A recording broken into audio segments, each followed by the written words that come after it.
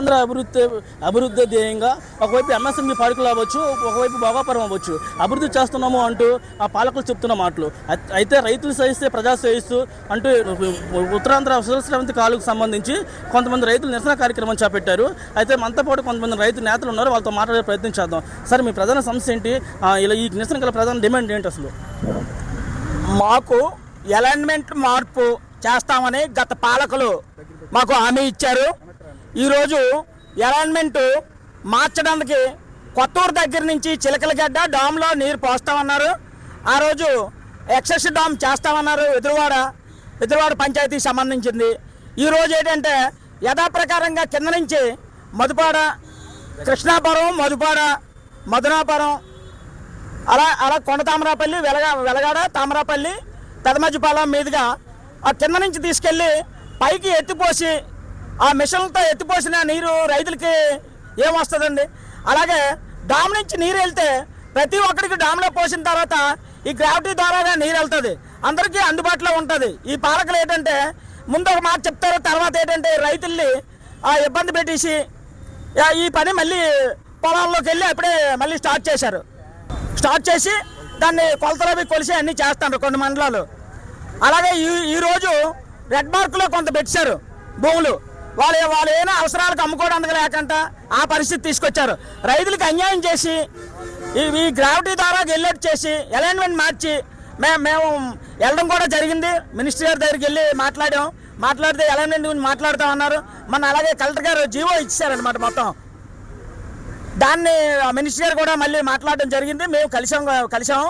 తర్వాత ఈరోజు అలైన్మెంట్ మార్చే వరకు రైతులు మా తాలూకా పోరాటం అంది ఆగడం జరగదండి ఎట్టి పరిస్థితిలో. సార్, మీరు చెప్పండి, అంటే భూసేకరణ విషయంలో ప్రభుత్వం నుంచి అధికారికంగా ప్రకటనలు ఏమైనా వచ్చాయా? వచ్చాయి కానీ అది రైతులకు అనుగుణంగా రాలేదు సార్. అది మాకు ఖచ్చితంగా విషయంలో ఇప్పటి వరకు ప్రభుత్వం నుంచి రైతుల భూసేకరణ విషయంలో అధికారికంగా ప్రకటనలు ఏమైనా వచ్చాయా?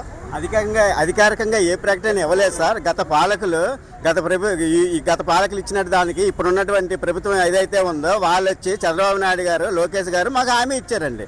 ఇది చట్టబద్ధంగా లేదు, తప్పకుండా రైతులందరికీ న్యాయం చేస్తామని. రైతే రాజు, రైతే వెన్నుముక్క అని ఆ రోజు చెప్పి ఈ రోజు ఇంతవరకు ఇటువంటి ప్రభుత్వ ఆదేశాలు అన్నీ మాకు వ్యతిరేకంగా ఉన్నాయి కానీ ఎక్కడా కూడా న్యాయంగా లేవండి.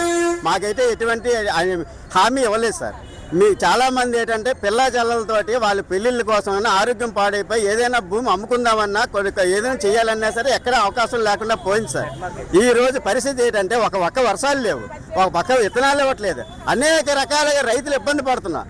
దాన్ని పక్కన పెట్టి మా యొక్క భూముల్ని కూడా తరతరాలుగా మా జీవితాలను కోసం మా భావితరాల యొక్క అవి అన్ని కూడా నా హక్కుల్ని లాక్కుందామంటే అది ఎంతవరకు న్యాయం?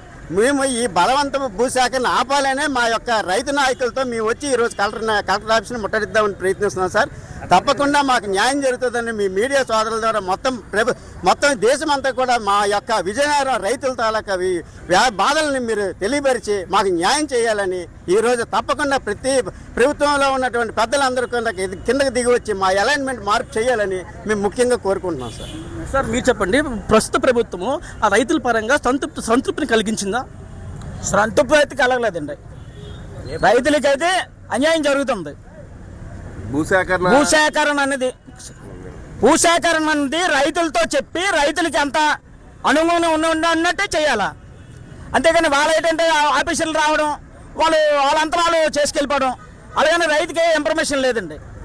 ఈరోజు గ్యాస్ అవనాయండి, గ్యాస్ లైన్, ఆ లైన్ కూడా రైతులతో కనీసం చెప్పలేదు. ఈ మధ్య రీసెంట్గా 2 రోజుల కిందట అది కూడా అలా చేశారు, గ్యాస్ కూడా. అలాగే రైతులకి ఇన్ఫర్మేషన్ లేకుండా రాళ్ళు కూడా వేసారండి ల్యాండ్లో. మేము అడిగి చేస్తే మా తర్వాత చెప్తామని అనుకొని వెళ్ళిపోయి ఎవరిలో కలిసి మాట్లాడమని చెప్పేసి అంటారు. భూసేకరణ అధికారి అసిస్టెంట్ కలెక్టర్ గారు మా విలేజ్ వచ్చారండి. మా విలేజ్ వచ్చి 100 మంది కోసం 10 మంది త్యాగం చేయాలంటే తప్పదండి అని చెప్పారండి. తప్పుదా మంచిదనమ్మా. ఇప్పుడు ఈ రైతులందరూ కలిపి ఎస్పోర్ట్లో విశాఖపట్నంలోని అపార్ట్మెంట్ దగ్గర కూలీల కింద వెళ్ళిపోతున్నారు రమ్మా జరుగుతుంది. తగిన పారితోషికమైన కనీసం మీరు ఇవ్వగలరా అడిగామమ్మా. కనీసం హామీ కూడా ఇవ్వలేదు. గవర్నమెంట్ రేట్ ఏదో ఇస్తామంటే 20,000కి 15,000కి ఏముందండి? తర్వాత ఎలాంటి మరి మార్పు అన్నారు. అందరు మినిస్టర్ల దగ్గర తిరిగాం, అందరి దగ్గర తిరిగామండి. ఒక్కరు కూడా అందరూ చేస్తామని తప్పించి ముందుకు జరగలేదండి. మినిస్టర్ గారు కూడా ఓపెన్ గా చెప్పారు, దీన్ని మళ్ళీ సర్వే చేయించుతాను, చేయించిన తర్వాత మళ్ళీ అంతవరకు మీరు రాకండి అని చెప్పారు. మళ్ళీ కొత్తగా ఇప్పుడు మళ్ళీ నోటిఫికేషన్ ఇచ్చారు, మళ్ళీ సర్వే పెడుతున్నారు. మరి మినిస్టర్ గారు చెప్పింది కూడా విలువ లేకపోతే మరి ఇంకెందుకు అది వచ్చారు. మీ సమస్య ఏంటి అసలు? సార్ మాది పోలవరం ప్రాజెక్టు భూములు పోతాయని అన్నారు సార్. మాకు అయితే మాత్రం ఏం చెప్పలేదు సార్. సర్వేరాలు మాత్రం వాళ్ళంతా వాళ్ళే వేసుకెళ్ళిపోయారు సార్.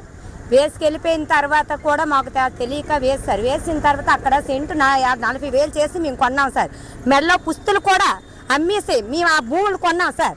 ఈ రోజు అతను వచ్చి రెట్టింపు 6,000 అనేసి 12,000 రెట్టింపిస్తామనే చెప్తాండ్రు తప్ప ఒక విషయం, ఈ రోజు అక్కడ మేము ఆ రేట్ ఎట్టుకొని మెడలోని పుస్తులు కూడా అమ్మాం, తాళ్ళు కూడా అమ్మాము.